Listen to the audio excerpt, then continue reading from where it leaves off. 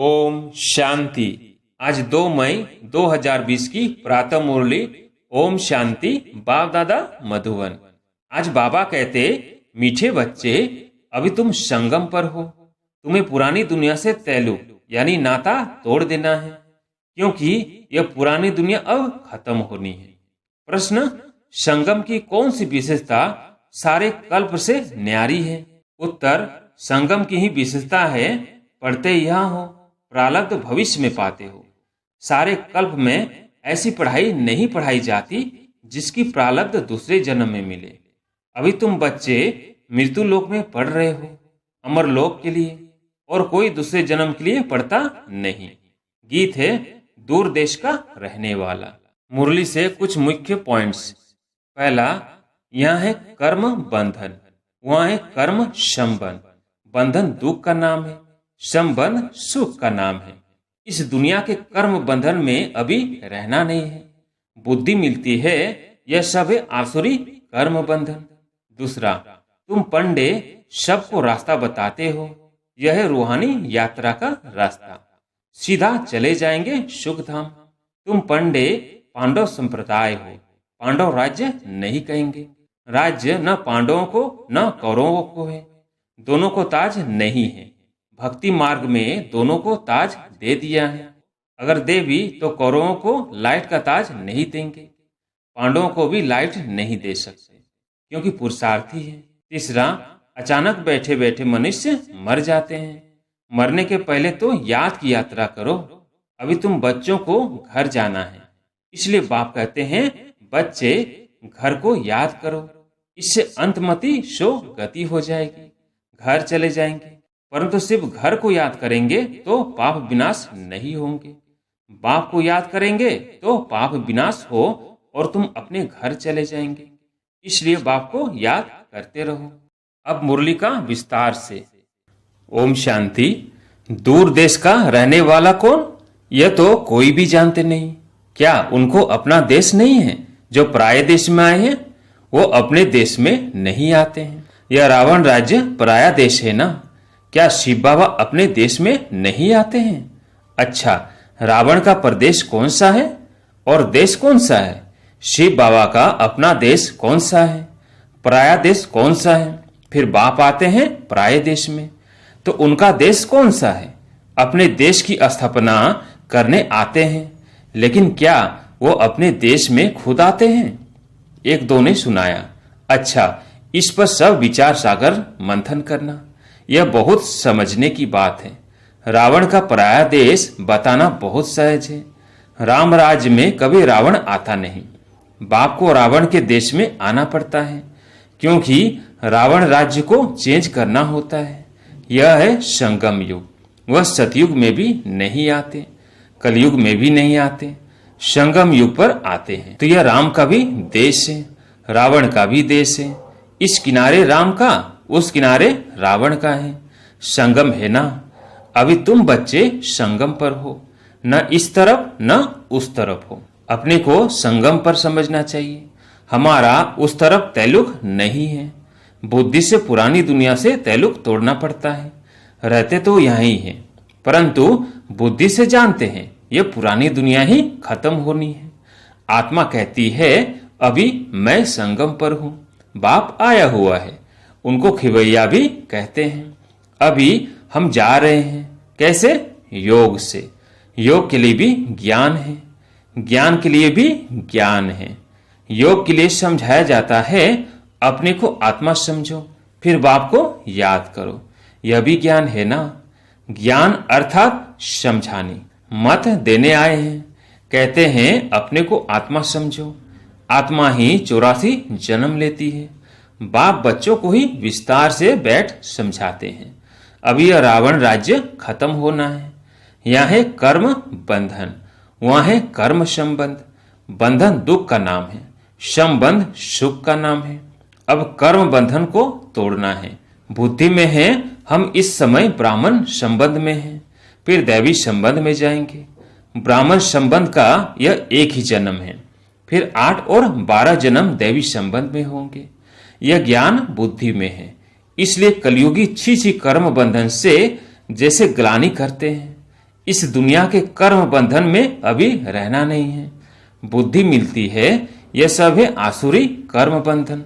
हम भी गुप्त एक यात्रा पर हैं। यह बाप ने यात्रा सिखलाई है। फिर इस कर्म बंधन से न्यारे हो हम कर्मातीत हो जाएंगे। यह कर्म बंधन अब टूटना ही है। हम बाप को याद करते हैं कि पवित्र बन चक्र को समझ चक्रवर्ती राजा बने। पढ़ रहे हैं, फिर उनका एम ऑब्जेक्ट है, प्रारब्ध भी चाहिए ना। तुम जानते हो हमको पढ़ाने वाला बेहद का बाप है। बेहद के बाप ने हमको 5000 वर्ष पहले पढ़ाया था। यह ड्रामा है ना। जिनको कल्प पहले पढ़ाया था उनको ही पढ़ाएंगे। आते रहेंगे, वृद्धि को पाते रहेंगे। सब तो सतयुग में नहीं आएंगे, बाकी सब जाएंगे वापिस घर। इस पार है नर्क, उस पार है स्वर्ग। उस पढ़ाई में तो समझते हैं हम यहाँ पढ़ते हैं, फिर प्रारब्ध भी यहाँ पाएंगे। यहाँ हम पढ़ते हैं संगम युग पर। इनकी प्रारब्ध हमको नई दुनिया में मिलेगी। यह है नई बात। दुनिया में ऐसे कोई नहीं कहेंगे कि तुमको इसकी प्रारब्ध दूसरे जन्म में मिलेगी। इस जन्म में अगले जन्मों को प्रारब्ध पाना, यह सिर्फ इस संगम युग पर ही होता है। बाप भी आते ही संगम युग पर है। तुम पढ़ते हो पुरुषोत्तम बनने के लिए। एक ही बार भगवान ज्ञान सागर आकर पढ़ाते हैं नई दुनिया अमरपुरी के लिए। यह तो है कलयुग, मृत्यु लोक। हम पढ़ते हैं सतयुग के लिए, नरकवासी से स्वर्गवासी होने के लिए। यह है पराया देश, वो है अपना देश। उस अपने देश में बाप को आने की दरकार नहीं है। वो देश बच्चों के लिए ही है। वहां सतयुग में रावण का आना नहीं होता है। रावण गुम हो जाता है, फिर आएगा द्वापर में तो बाप भी गुम हो जाता है।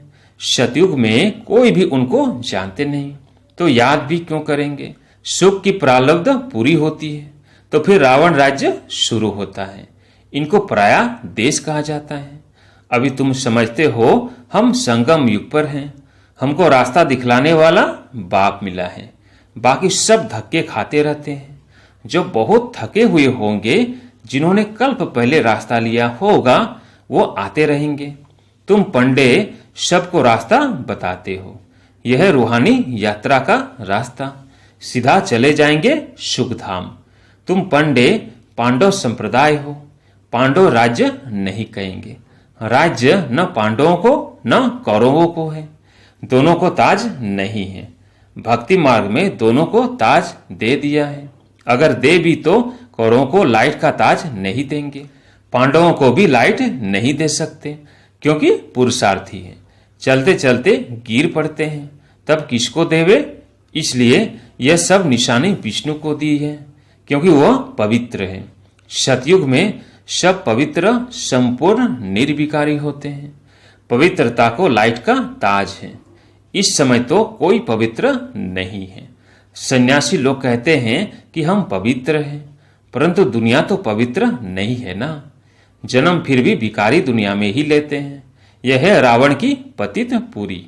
पावन राज्य सतयुग नई दुनिया को कहा जाता है। अब तुम बच्चों को बाप बागवान कांटों से फूल बनाते हैं।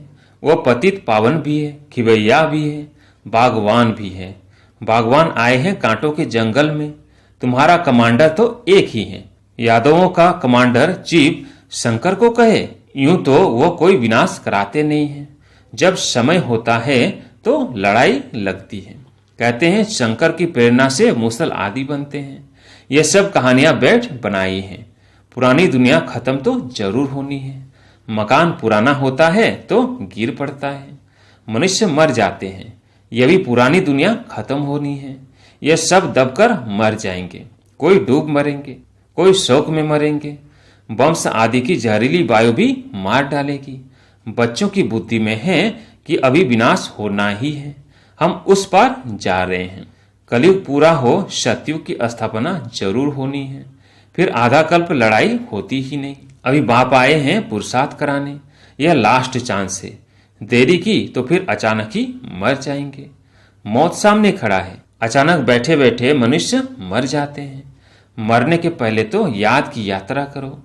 अभी तुम बच्चों को घर जाना है, इसलिए बाप कहते हैं बच्चे घर को याद करो। इससे अंतमति सो गति हो जाएगी।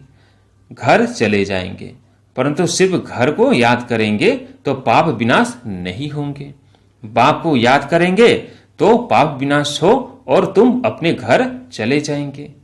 इसलिए बाप को याद करते रहो, अपना चार्ट रखो तो मालूम पड़ेगा सारे दिन में हमने क्या किया। 5 से 6 वर्ष की आयु से लेकर अपनी लाइफ में क्या क्या किया वो भी याद रहता है।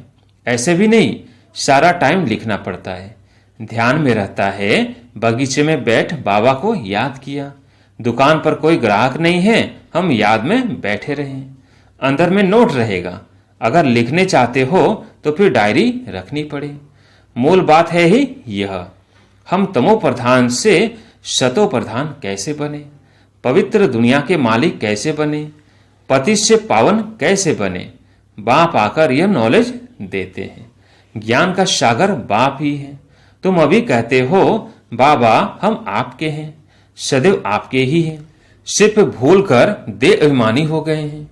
अभी आपने बताया है तो हम फिर देही अभिमानी बनते हैं। सतयुग में हम देही अभिमानी थे, खुशी से एक शरीर छोड़ दूसरा लेते थे। तो तुम बच्चों को यह सब धारणा कर फिर समझाने लायक बनना है तो बहुतों का कल्याण होगा। बाबा जानते हैं ड्रामा अनुसार नंबरवार पुरुषार्थ अनुसार सर्विसुल बन रहे हैं। अच्छा, किसको झाड़ आदि नहीं समझा सकते हो, भला ये तो सहज है ना। किसको भी बोलो तुम अपने को आत्मा समझ बाप को याद करो, यह तो बिल्कुल सहज है। यह बाप ही कहते हैं मुझे याद करो तो विकर्म विनाश होंगे और कोई मनुष्य कह न सके सिवाय तुम ब्राह्मणों के, और कोई न आत्मा को न परमात्मा बाप को जानते हैं। ऐसे ही सिर्फ कह देंगे तो किसको तीर लगेगी नहीं। भगवान का रूप जानना पड़े। यह सब नाटक के एक्टर्स हैं। हर एक आत्मा शरीर के साथ एक्ट करती है। एक शरीर छोड़ दूसरा ले फिर पार्ट बजाती है। वो एक्टर्स कपड़े बदली कर भिन्न भिन्न पार्ट बजाते हैं, तुम फिर शरीर बदलते हो। वो कोई मेल व फीमेल के ड्रेस पहनेंगे अल्पकाल के लिए, या मेल का चोला लिया तो सारी आयु मेल ही रहेंगे। वो हद के ड्रामा और यह है बेहद का। पहली मुख्य बात है बाप कहते हैं मुझे याद करो। योग अक्षर भी काम में नहीं लाओ, क्योंकि योग तो अनेक प्रकार के सीखते हैं, वह सब है भक्ति मार्ग के। अब बाप कहते हैं मुझे याद करो और घर को याद करो तो तुम घर में चले जाएंगे। शिव बाबा इनमें आकर शिक्षा देते हैं। बाप को याद करते करते तुम पावन बन जाएंगे, फिर पवित्र आत्मा उड़ेगी। जितना जितना याद किया होगा, सर्विस की होगी, उतना वो उच्च पद पाएंगे। याद में ही बहुत विघ्न पड़ते हैं। पावन नहीं बनेंगे तो फिर धर्मराजपुरी में सजाए भी खानी पड़ेगी, इज्जत भी जाएगी, पद भी भ्रष्ट होगा। पिछाड़ी में सब साक्षात्कार होंगे परंतु कुछ कर नहीं सकेंगे। साक्षात्कार कराएंगे, तुमको इतना समझाया फिर भी याद नहीं किया, पाप रह गए, अब खाओ सजा। उस समय पढ़ाई का टाइम नहीं रहता। अफसोस करेंगे हमने क्या किया, ना ही टाइम गवाया, परंतु सजा तो खानी पड़े, कुछ थोड़ी ही हो सकेगा। नापास हुए तो हुए, फिर पढ़ने की बात नहीं। उस पढ़ाई में तो नापास हो फिर पढ़ते हैं, यह तो पढ़ाई ही पूरी हो जाएगी। अंत समय में पश्चाताप करना पड़े, उसके लिए बाप राय देते हैं बच्चे अच्छी रीति पढ़ लो, झरमुई झगमुई में अपना टाइम वेस्ट मत करो, नहीं तो बहुत पछताना पड़ेगा। माया बहुत उल्टे काम करा देती है। चोरी कभी नहीं की होगी, वो भी कराएगी। पीछे स्मृति आएगी हमको तो माया ने धोखा दे दिया। पहले दिल में ख्याल आता है फलानी चीज उठाऊं, बुद्धि तो मिली है, यह राइट है वह रॉन्ग है। यह चीज उठाऊं तो रॉन्ग होगा, नहीं उठाएंगे तो राइट होगा। अब क्या करना है, पवित्र रहना तो अच्छा है ना। संग में आकर लूज नहीं होना चाहिए। हम भाई बहन हैं, फिर नाम रूप में क्यों फंसे। देह अभिमान में नहीं आना है, परंतु माया बड़ी जबरदस्त है। माया रोंग काम कराने के संकल्प लाती है। बाप कहते हैं तुमको रोंग काम करना नहीं है। लड़ाई चलती है फिर गिर पड़ते हैं, फिर राइट बुद्धि आती ही नहीं। हमको राइट काम करना है, अंधों की लाठी बनना है। अच्छे से अच्छा काम है यह। शरीर निर्वाह के लिए समय तो है, रात को नींद भी करनी है। आत्मा थक जाती है तो फिर सो जाती है, शरीर भी सो जाता है। तो शरीर निर्वाह के लिए, आराम करने के लिए टाइम तो है, बाकी समय मेरी सर्विस में लग जाओ। याद का चार्ट रखो। लिखते भी हैं फिर चलते चलते फेल हो जाते हैं। बाप को याद नहीं करते, सर्विस नहीं करते तो रॉन्ग काम होता रहता है। अच्छा, मीठे मीठे सिकिल्ले बच्चों प्रति माता पिता बाप दादा का याद प्यार और गुड मॉर्निंग। रूहानी बाप की रूहानी बच्चों को नमस्ते। हम रूहानी बच्चों की रूहानी बाप दादा को याद प्यार गुड मॉर्निंग नमस्ते नमस्ते। धारणा के लिए मुख्य सार। पहला, झरमुई झगमुई में अपना टाइम वेस्ट नहीं करना है। माया कोई भी उल्टा काम न कराए, यह ध्यान रखना है। संग दोष में आकर कभी लूज नहीं होना है। देह अभिमान में आकर किसी के नाम रूप में नहीं फंसना है।